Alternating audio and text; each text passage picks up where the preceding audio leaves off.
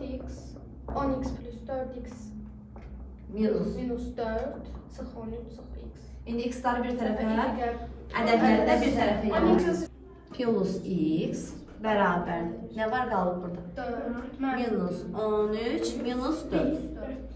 Aydındır. Qarşısında x ədəd yazılırsa o neçə deməkdir? 1. Aha. Mənfi 4 çıx 13. Mənfi 17. Mənfi 17 çıx 4. Mənfi 21. Mənfi 21. Mən o X bərabərdir. ya biri ya da ikisi sıfıra bərabər. Xeyr, bax, nisbətlər var idi da. Birincinin birinciyə, ikincinin ikinciyə, üçüncünün üçüncüyə. Xatırlayırsan? Bax, üçü də bərabər olanda sonsuz sayda həll olurdu. Birinci ilə ikinci nisbət fərqli olanda bir dənə həll olurdu.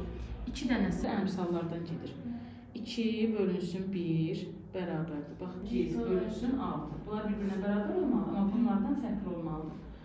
Şimdi belə bunu çarpı fərqlidir, mənfi